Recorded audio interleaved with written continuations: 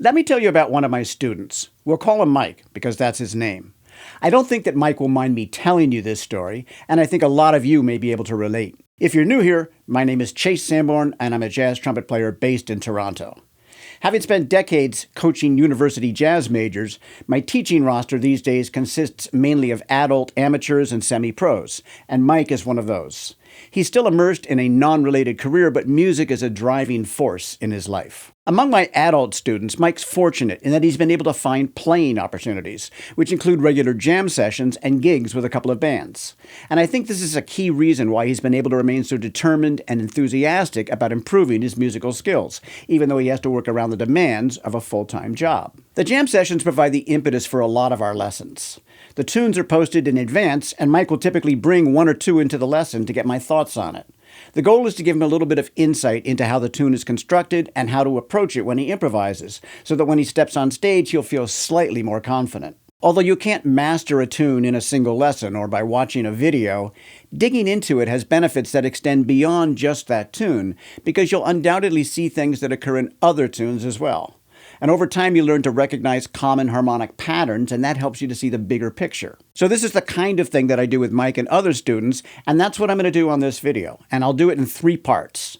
First, we'll talk about the melody, then we'll talk about the chords, and then I'll show you a 3-step process for developing a melodic line through the chord changes. Now, it's entirely possible that when I'm talking about the chords especially, the theory may go over the heads of some of you out there. And if so, there are 2 things to keep in mind. First, I've made a number of videos explaining how chords are constructed and how they often function in chord progressions. Second, if I'm talking about things that you don't understand, just let that wash over you. When we get to the 3rd part about melodic development, that'll involve your ears more than your brain. And while I'd like you to come away from this with a greater theoretical understanding of the tune, it's even more important that you gain an aural understanding. So with that in mind, I'll start by improvising a chorus. See if you can identify the tune from the improvisation, and if you can, let me know in the comments.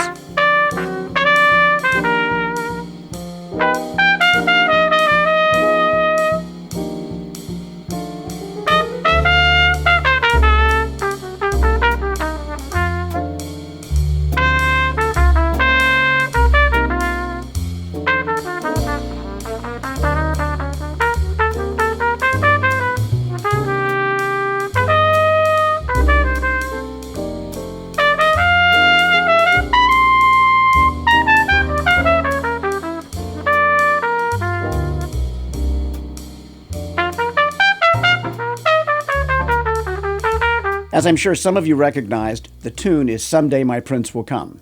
When Mike brought this tune into me recently, he related a story from years back.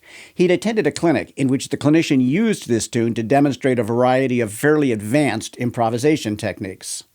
At the time, a lot of it went over Mike's head, and he came away with the overall impression that this must be a very complex tune. Now, there's some irony in that, considering that it was written in 1937 for a Walt Disney cartoon. Now, we fast forward to a couple of months ago, and Mike sees the tune on the list for an upcoming jam session.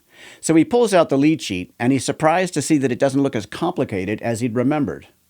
This is a clear indication that Mike's jazz comprehension has advanced, and we all need to be alert for those benchmarks, those things that remind us how far we've come, even as we may be overwhelmed by how far there still is to go. The first and arguably most important thing to know about a tune is the melody. Lots of tunes share similar chord progressions, but the melody is the unique identifying element. So much so that I can't actually play the melody for you because I'll get a copyright claim on this video. But the best way to start learning a tune is from a recording, and with this tune, the Miles Davis version is so quintessential as to be almost inextricably connected. Although learning a melody from a recording is the best way to get the tune into your ear, you want to make sure that you know it as the composer wrote it, rather than being locked into a specific musician's interpretation. So here, referring to a lead sheet is an important next step. Now that said, there's no guarantee that a given lead sheet is correct, and I'll point out an example of that in a minute. One way to pinpoint whether you know the correct melody is to learn the words as well. There's a specific note for every syllable, never less and rarely more. When I play a tune, I like to imagine that there's somebody out in the audience who knows the words, and they're going to be irritated if I mess that up. Here we see the melody in the key of C. When I'm playing the demos, you need to be aware that I'm displaying the notes in B-flat transposition, so the backing track will be in the key of B-flat concert. I do this out of deference to the trumpet players who make up a large part of my audience, but I think it's also easiest to grasp some of the theoretical concepts in the key of C. Harmonically, the melody is pretty simple, which is typical. There are only 3 accidentals. All the other notes are in the key of C. One aspect of it that may look daunting is the range, as it goes pretty high in this key with a tricky interval drop in the second ending. To make the melody easier to play, I often suggest taking the first and second endings down an octave, like you see here. There's a lesson to be learned. If there's an aspect of the music that's difficult for you to play, and there's a way to make it easier without compromising the musical integrity, well, that's probably a better choice than making people listen to you struggle. Here, I've notated the melody as scale degrees relating to the key of C. In other words, the first note is G, which is 5 in the key of C. The second note is C, which is 1, and the third note is G sharp, which is sharp 5. With this, you could transpose the melody to any other key, and that's a great exercise because it helps you to see the melody not as specific notes, but as a progression of intervals. Now I've added the chords, and I'm getting a little ahead of myself because we haven't talked about the chords yet. But I show you this as a more advanced and relevant way to transpose a melody, where each note is numbered based not on the key signature, but on the chord symbol. For example, in the second bar, the first melody note is C. I numbered that as 1 in the last example because C is the first note in a C major scale. But here I'm looking at that note in the context of an E7 chord, and relevant to an E major scale, C natural would be the lowered 6th degree. Sometimes we refer to the 6 as the 13, because that's where it would appear in a 2-octave scale. So that note could be called the flat 6 or the flat 13. Similarly, the next note in that bar is G sharp. That's the sharp 5 in the key of C, but it's the major third of an E7 chord. This might all be incomprehensible jargon for some of you, but this is the way that jazz musicians think about notes in relation to the chords. The note C sounds very different if it's acting as the root of a chord as opposed to the flat 13. Now we see the tune as it would appear in a fake book, with the melody and the chord symbols, albeit with the octave transposition in the melody. We're going to talk about the chords in a minute, but first I want to focus on the 3 melody notes with accidentals, which makes them non-diatonic, meaning they're outside of the key signature. In the first line, we see a G sharp in the second bar and a C sharp in the 6th bar. Harmonically, these are very easy to explain because they are the third of an E7 chord and an A7 chord, respectively. Jumping down to the third bar of the second ending, we see something which is actually quite unusual. A C sharp appears as a prominent melody note on an F major 7 chord. Now forgive me, but I'm going to geek out on this for just a minute.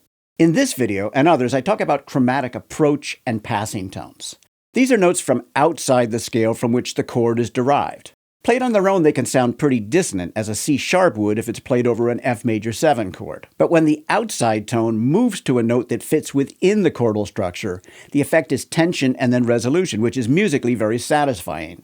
The extensive use of chromaticism was the basis for bebop music, which is the foundation for all the jazz vocabulary that came after. So you could categorize the C sharps as chromatic approach notes to the D natural, which is a note within the key of F major. The unusual thing is that the C sharps are occurring right on the downbeats where you might expect to see the target note, and they occupy 2 of the 3 beats in that bar. The Ds seem almost like afterthoughts. I tried to think of other tunes that use a similar melodic device, and I came up with a few, including Never Never Land and But Not For Me. But even there, the target notes are given equal weight in the melodic line. I'm sure there's others, and if you think of some, put them in the comments. As a trumpet player, I'm not always sure how a pianist will interpret something that we see on a lead sheet.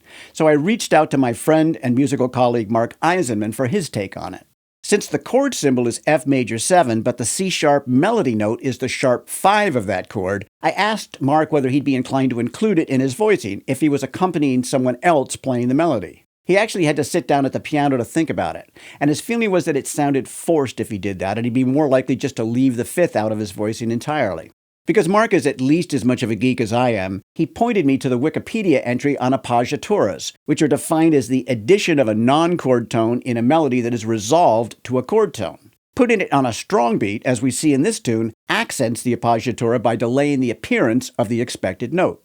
Wiki suggests that the note is typically 1 scale degree higher or lower than the target note, but that it may be chromatically altered, again like we see in this tune. And yet all the Wiki examples are of diatonic notes, not chromatic, and it wouldn't be so unusual to have a diatonic note on a strong beat, even if it's not a chord tone. Now, if you remember, I said that you can't always trust fake books to be 100% accurate, and here's an example. This is the way that bar appears in the real book. They've bypassed the non-diatonic note entirely and replaced 4 notes with 3, which doesn't match the lyrics. This is clearly not something you need to be overly concerned with, although I imagine Larry Morey and Frank Churchill, who composed this song, might have something to say about it. I point it out as a matter of academic interest, except insofar as we're talking about a melody note, and the melody always exerts influence on the improvisation, even when it's not being played. But clearly I digress, so we'll move on and talk about the chords. Before I take that next step, let me remind you that the hundreds of videos that I've produced for this channel are all completely free. I don't do paid courses or memberships or put some content behind a paywall. What revenue I derive from the channel comes from book sales and people like Mike who come to me for online lessons. If you're interested in furthering your musical knowledge or ability, that's something to consider, and you can find out more at chasesanborn.com. Now we're seeing just the chords for this tune. The chord progression is a harmonic roadmap. The slashes indicate that the note choices are up to the improviser, and the art is creating a melodic line that wends its way through the harmonic progression. You can think of the chords as the vertical dimension and the melodic line as the horizontal. Jazz pedagogy often puts too much emphasis on the vertical dimension, for example, what scale to play over a given chord, rather than the horizontal dimension, which is how to create a melodic line that gets you from one chord to the next. And we'll talk more about that when we get to the demos.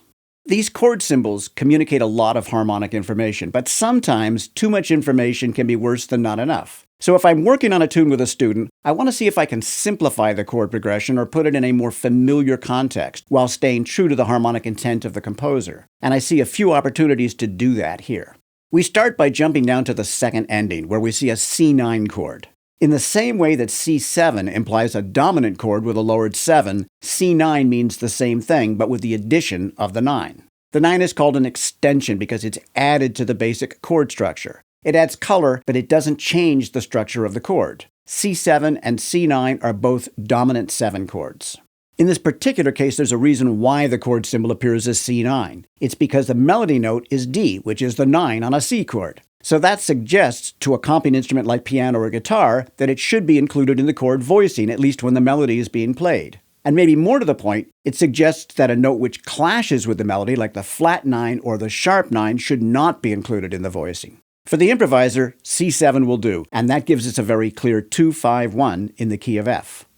Now we'll look at the first line, where we see 2 dominant chords with sharp 9 and flat 13 extensions in the chord symbol. Unlike the natural 9, these notes are outside the scale from which the basic chord structure is derived. So these are called altered extensions, and the presence of them indicates that these are altered dominant chords. On one level, that sounds complicated, leaving one to believe that maybe you need to play the altered scale, whatever that is. But we need to understand these altered extensions not only in the context of the chord, but also in the context of the key, which is C in this case. The sharp 9 of an E7 chord is G natural, and the flat 13 is C natural, which, as we've already discussed, is the melody note on that bar. So again, that's a reason to include it in the chord symbol. On the A7 chord, the sharp 9 is C natural, and the flat 13 is F natural, which again is the melody note. Now here's the key fact. These notes are altered in the context of the chord, but they are diatonic in the context of the key. Their function is largely to take a chord which contains notes that lie outside of the key and connect it through the use of extensions which lie within the key. Now this could have your mind doing backflips, but I guarantee that to your ear those notes sound completely natural, and this is true of a lot of jazz theory. One way to think about it is that if you were improvising solely by ear, those altered extensions, which look so complicated on the page, are notes that you'd be likely to play anyway, and doubly so when they're the melody notes. So when you're improvising through a set of chord changes, the key and the melody exert overall influence on the improvisation, and that's something that can be missed when you're thinking too hard about what to play on an individual chord. You're missing the forest for the trees. The takeaway is that we can take those extensions away. And doing so relieves visual and mental clutter, and you might actually feel more relaxed looking at it this way. It lets you focus on the notes that define the basic structure of those chords, which is the essence of the harmony. I call them the cheeseburger notes, and you can learn more about that in this video. Another spot where I see potential confusion is in the last 4 bars. The slashes indicate that all 4 chords are to be played over the bass note G. This is called a pedal point, and it's more for the benefit of the rhythm section than the soloist, and it might not even be played that way during the improvised choruses. So let's take away that element. Now we can see the progression more clearly. It starts with C major and it winds up with 2-5 in the key of C major, going back to the beginning. But what about that C-sharp diminished chord in between? Well, that chord is acting as a substitute for the 6th dominant chord, and I'll explain that. As you may know, and if not, I refer you to my earlier videos, dominant chords want to resolve, and the most common resolution is down a fifth. If we have a target chord, which in this case is D minor, the dominant chord, which is a fifth above it, is A7. A common altered extension on a dominant chord, especially when the target chord is minor, is flat 9. On an A7 chord, the flat 9 is B flat. If we look at that chord from the 3rd up to the flat 9, we see the notes C sharp, E, G, and B flat. Well, those notes spell a C sharp diminished chord. In other words, C sharp diminished exists within an A dominant 7 flat 9 chord. Except for the root, they are essentially the same chord. If we replace C sharp diminished with A dominant 7 flat 9, then we see the common 1-6-2-5 progression. This is called a turnaround because it gets us from C major back to C major at the beginning. A turnaround would usually only be played on the repeats, not on the last time. I'll talk a little bit more about the chords as we move on, but this is the end of the heavy theory part of the lesson, so if you're still with me, congratulations. Now it's time to start looking at how we can craft a melodic line that wends its way through the chords. I'm going to do it in 3 steps, and this is something that you can do with any tune that you're working on. Step 1 is to use only the notes of the melody, but not all of them. Here I've chosen the first note of the melody that appears in each bar, and I've numbered each note relative to the key of C. This results in a very simple diatonic line, which still communicates a lot of the melody, although hopefully not enough to attract the attention of the copyright police. Before I play it, I'll draw your attention to the 3rd bar of the last line. This is where the actual melody note on the first beat of the bar is C sharp, which we've already talked about. But in this context, if I play that note by itself without moving to the D, it would not sound melodically or harmonically correct. It's really the D that communicates the intent of the line, so that's what I'll play.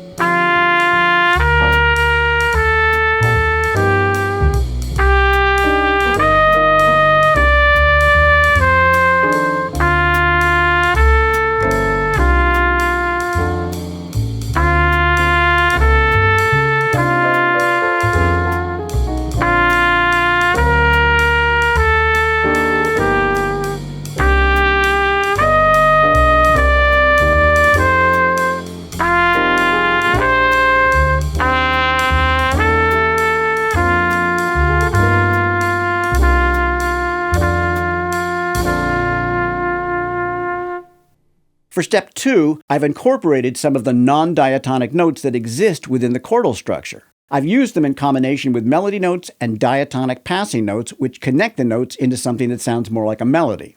I want you to pay particular attention to the way that the notes with accidentals sound. These are chord tones that lie outside the key, and I refer to them as pivotal tones. They are really the notes that unlock the chord progression. And when you hear an improvisation that incorporates these notes, the ear says, this person knows what they're doing. And I talk about pivotal tones in this video.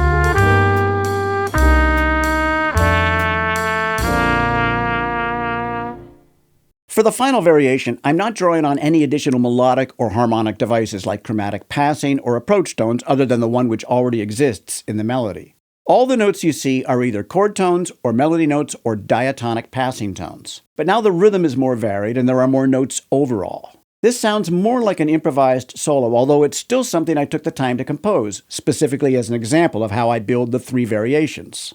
It's an interesting and not an easy assignment to compose a solo. If I just try to write one out, it never sounds right. I've literally got to improvise first, trying different approaches to arrive at a final composition. So for me, the process is the same, but if I'm trying to compose something, I have the time and the opportunity to go back and rework what I've done. Now, this is absolutely not an argument for working out your solos in advance, because that's completely counter to the spirit of improvisation. But as a way to hone your skills as a melody maker, it's a great exercise.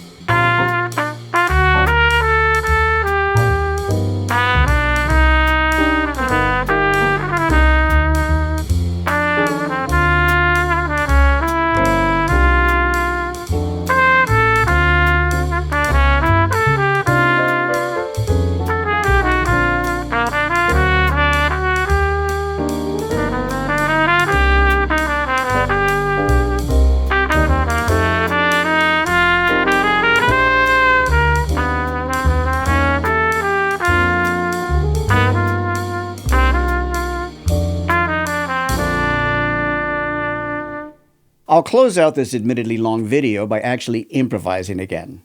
It's likely that some of my melodic lines will sound familiar because the musical thoughts that come to me when I improvise are the same ones I draw on when I compose. But more so, I hope that your ears have become attuned to the harmony that underlies my melodic lines. As you listen, please take a second to click the like button and leave a comment because it contributes to the sense of community and it inspires me to keep making videos. Then you can watch one of the videos that'll pop up on your screen or choose from hundreds of others on the channel. And if you want to stay abreast of new videos whenever they come out, well, you know what to do.